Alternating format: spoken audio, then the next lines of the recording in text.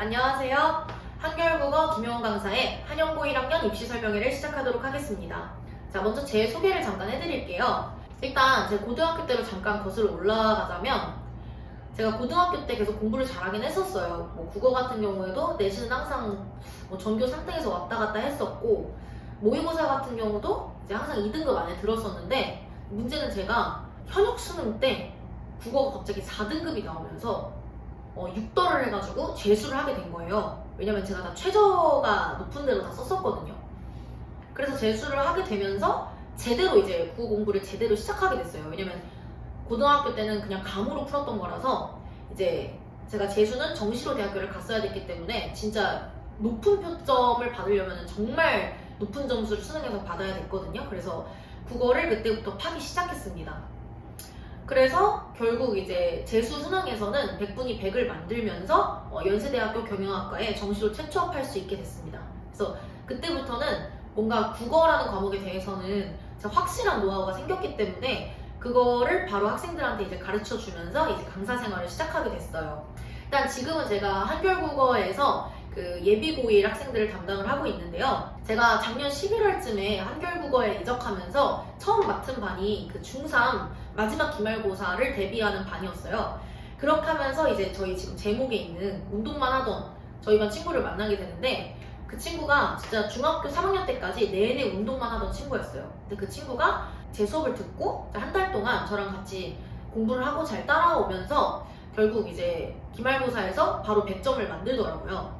그래서 되게 보람찼고, 그렇게 하게 되면서 이제 1등급 반 친구들도 제가 지금 가르치고 있는데, 일단 저희 학원에서는 최상위권 학생 수는 제가 가장 많이 담당하고 있고요. 90% 이상의 제 학생들이 노베나 아니면 중상위권, 최상위권 상관없이 전부 다 제 수업을 듣기 전과 후에 이제 성적에서 상승 곡선을 그리고 있습니다. 제 지도 방향 같은 경우에는 저는 모든 것이 다 실용성에 포커스가 맞춰져 있어요. 여기서 실용성이라는 건 뭐냐면, 저희가 이제 가르치다 보면, 그리고 학생들도 공부를 하다 보면은 자기가 지금 왜 이거를 하는지 있는 경우가 많거든요.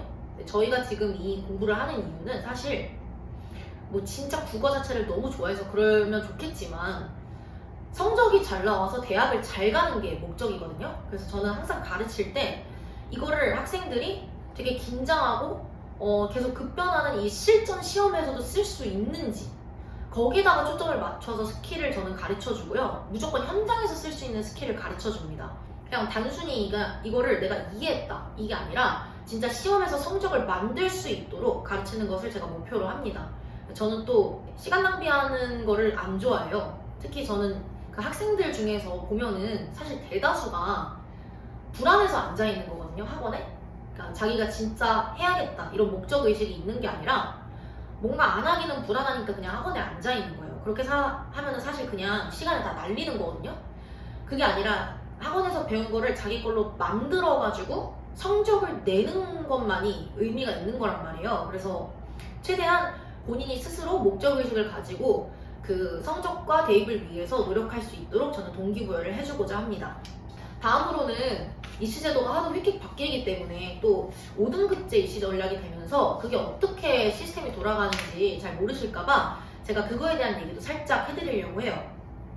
일단 5등급제라는 거는 이제 말 그대로 원래 9등급에서 5등급으로 이제 시스템을 바꿨다는 건데, 그렇게 되면서 원래 1등급이 4% 정도로 굉장히 적었었어요. 근데 그게 10%가 되고 2등급, 3등급도 차례대로 그 범위가 좀 많이 늘었죠. 그럼 이렇게 되면 5등급제가 됐으니까 1등급 받기는 훨씬 더 쉬워졌죠, 그렇죠? 그러면 대학 가기도 더 쉬워진 거 아니냐. 사실 그게 그냥 불가능하죠, 논리적으로. 왜냐면은 석학포 연고, 서울대, 카이스트, 포스텍, 연대, 고대 이런 학교를 애초에 10%의 학생들이 갈 수 있는 게 아니잖아요. 전혀 정원이 정해져 있는데, 그럼 그 학교에서는 어떻게 학생들을 선별할 거냐, 뭘 보고 학생들을 선별할 거냐, 이게 문제예요. 그것 때문에 교과 세특이 굉장히 중요해졌습니다. 왜냐면 선생님들이 여기다가 티를 낼 거거든요. 예를 들어서 같은 1등급을 받은 학생이더라도 누군가는 10%로 아슬아슬하게 들어온 친구가 있을 거고, 누구는 기존 9등급처럼 4% 안에 들어서 1등급이 된 학생도 있을 거거든요. 그래서 그렇게 이제 최상위권으로 1등급이 된 학생들은 이제 선생님들이 티를 내실 거예요. 예를 들어서 성취가 매우 우수함, 또는 반에서 이해도가 가장 높은 이런 식으로 선생님들이 티를 내실 거예요. 그래서 그런 거를 많이 대학교가 참고를 한다고 합니다.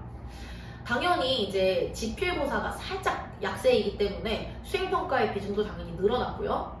포맷도 좀 다양화가 됐습니다. 뭐 프레젠테이션, 뭐 그룹 프로젝트 이런 식으로요. 많이 다양화가 됐고 마지막으로 최저가 당연히 빡세졌겠죠. 기존에 최저가 있던 대학교에서도 최저 등급을 지금 더 빡세게 타이트하게 쪼이고 있는 추세고요. 최저가 없던 학교에서도 최저 시스템을 5등급제 때문에 도입한 경우가 더 많아졌습니다. 그러면 한영고의 출제 경향은 과연 어떨까요? 제가 모든 지금까지 한영고 출제된 시험지들을 다 보긴 했는데 여러분들한테 좀 대표적으로 설명을 드리고자 이 예시 같은 경우에는 2025년 바로 작년 고1 1학기 중간고사 한영고 중간고사로 제가 분석을 해서 갖고 와봤어요. 일단 뭐 현대시 같은 경우에는 이제 세 작품 두 작품 이렇게 묶어가지고 복합지문으로 출제를 했는데 저희가 예비고1 겨울학기 정규 강의에서 이 문학 개념들을 이미 다 한번 훑었어요. 근데 이 저희가 훑은 교재보다도 비슷하거나 살짝 더 쉽게 출제가 됐기 때문에 이 겨울학기 정규 강좌를 잘 따라왔으면 전혀 이 문학 현대시를 푸는 데는 어려움이 없었을 것 같습니다. 그래서 난이도는 중에서 중하 정도로 잡았고요. 그 다음은 현대소설인데 얘는 이제 유형이 전혀 특이한 게 없었고 일치불일치에다가 정서도 한 문제밖에 없고 어휘한 문제 이렇게 구성이 됐기 때문에 거의 현대소설에서 낼 수 있는 유형 중에 가장 쉬운 유형으로만 문제 세트를 구성을 한다고 보셨으면 돼요. 네. 그래서 저희가 또 이거를 뭐 수능이나 모의고사처럼 작품을 모르는 상태에서 보는 게 아니고 이미 다 외운 상태에서 이걸 시험장에서 마주한 거기 때문에 작품 범위를 잘 커버를 했고 또 현장에서 한 번만 꼼꼼히 제대로 처음부터 끝까지 잘 읽었으면 무리 없이 잘 넘겼을 것 같습니다. 그래서 현대소설은 난이도를 하로 잡았습니다. 다음으로는 여기가 살짝 특이했는데 현대소설이랑 고전소설을 복합을 했더라고요. 그리고 이 고전소설 파트에서 최고점 문제를 배치를 하나 했습니다. 제가 평소에 제 학생들을 가르칠 때 고전소설이 워낙 정서가 심플하고 정서에서는 어렵게 낼 수 있는 게 없기 때문에 단순 확인 문제, 단순 사실 확인 문제, 일치불일치 유형을 최고 난이도로 배치를 할 거라고 항상 얘기를 했었어요. 그래서 이제 고전소설, 제 학생들 같은 경우는 고전소설을 읽을 때 항상 뭐 인물, 그 다음에 인물들의 관계도, 갈등 구조, 뭐 조력자라든지 아니면 공간적 배경 이런 것까지 전부 다 체크를 하면서 나중 가서 다시 보지 않게 지문 읽을 때 미리 다 체크를 해놔요. 빼먹지 않게. 그래서 이런 스킬을 이제 잘 체화가 됐으면은 어렵지 않게 일치불일치로 넘어갈 수 있었을 것 같아요. 그래서 얘는 난이도 중 정도로 잡았습니다. 마지막으로 언어와 매체, 언매라고 하는데요. 얘는 도입된 지가 얼마 안 된 파트라서 심플하게 좀 설명을 해드리면 이 매체, 뉴미디어 파트에다가 문법이 들어간 거예요. 매체는 전혀 어려울 게 없어요. 이 시험지에서도 매체는 아주 쉽게 딱 2문제만 출제가 됐고 9문제가 문법 파트에서 출제가 됐어요. 뭐 모의고사랑 비슷하거나 좀 더 쉬운 수준으로 출제가 됐는데요. 지금 한겨울국어에서는 문법 클리닉을 평일에 진행을 하고 있어요. 그래서 무료로 이제 저희 학원 학생들이 와가지고 수업을 듣는데 여기서 저희가 이제 이미 개념을 다 가르치면서 저희가 쓰는 교재 자체가 난이도가 이제 고3 평가원 문제들까지 다 포함되어 있는 교재를 쓰기 때문에 이 한영고 내신 문법 문제보다는 훨씬 더 어려웠어요. 그래서 이 저희 문법 클리닉을 잘 들었으면은 무리 없게 마칠 수 있었겠지만 그럼에도 불구하고 문법이라는 파트 자체가 아무리 난이도가 쉽다고 하더라도 개념이 정말 탄탄하지 않으면 딱 1%만 몰라도 틀리는 파트이기 때문에 정말 잘 대비를 했어야 될 것 같습니다. 그래서 얘는 난이도 중 정도로 잡았어요. 그래서 이 한영고 내신에 대해서 제가 총평을 좀 해보자면 전체적으로 너무 쉬워요, 사실.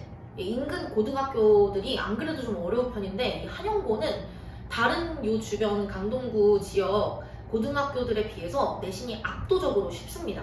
그렇기 때문에 이 등급이 너무 촘촘하게 지금 잡혀있어요. 그 1등급 컷도 굉장히 높고요.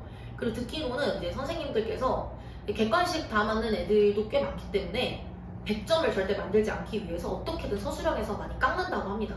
서술형도 사실 정말 쉽게 문제를 출제하거든요. 그래서 어렵게 출제를 해서 틀리는 게 아니고 어떻게든 좀 꼬투리를 잡으려고 많이 한다고 합니다. 그래서 정말 잘 대비를 해야 될 것 같고 범위가 너무 많기 때문에 사실 쉽게 말하면 노가다예요. 이 많은 범위를 정말 디테일하게 커버를 해서 한 97, 8 정도 맞아야 안정적으로 1등급이 될 수 있고, 보통 92, 93 정도 점수를 받으면 학생들이 나 1등급 나오겠다 이렇게 생각을 하는데 한 3등급 정도인 경우도 있었다고 합니다. 네, 그래서 좀 좋은 등급을 받기가 오히려 어려운 시험이라고 생각하시면 될 것 같아요. 문제는 쉽지만 등급 받기는 어려운 시험. 네, 이렇게 한번 총평을 하면 될 것 같습니다.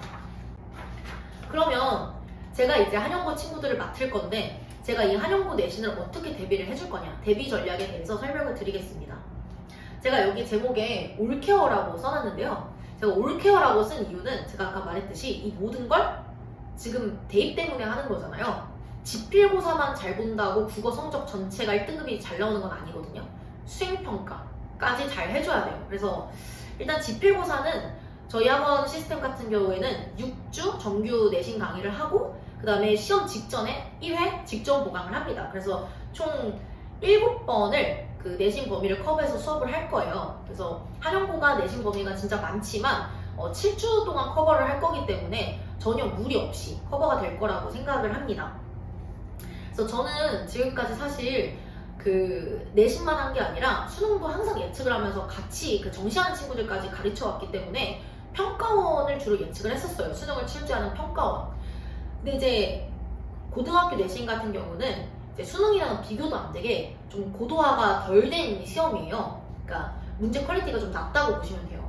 특히 이제 모의고사 출제진들이 고등학교 교사들로 구성이 되어 있기 때문에 평가원을 예측하는 것보다는 고등학교 교사들의 출제 경향을 예측하는 게 이제 훨씬 더 쉽습니다. 그래서 무리 없이 어떤 식으로 나올 거나 예측을 할 수 있다고 생각해 주시면 될 것 같고요.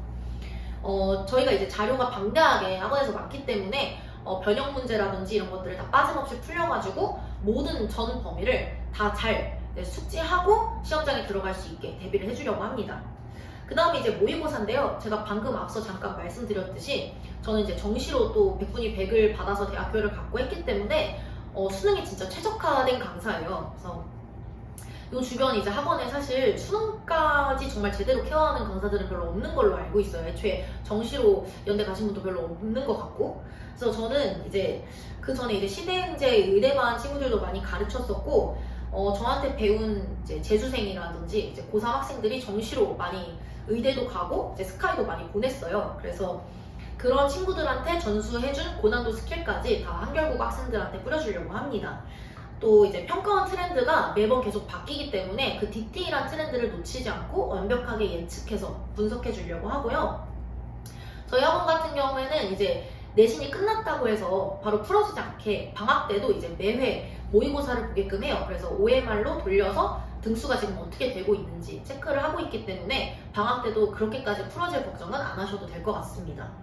마지막으로 수행평가인데요. 이거는 제가 그냥 특별하게 좀 준비를 한 건데 다른 학원에서는 내신 그 지필고사만 해주지 수행평가는 아무도 안 해줘요. 근데 저는 아까 말했지만 그럼 별로 의미가 없지 않나 생각이 들거든요. 왜냐면 수행평가까지 완벽하게 케어를 해야 어쨌든 등급이라는 게 잘 뜨는 거기 때문에 제가 맡은 학생들은 학교에 이제 수행평가 공지가 뜨자마자 저한테 바로 초안을 써서 보내라고 하고 제가 잘 준비했는지까지 확인해 주려고 합니다.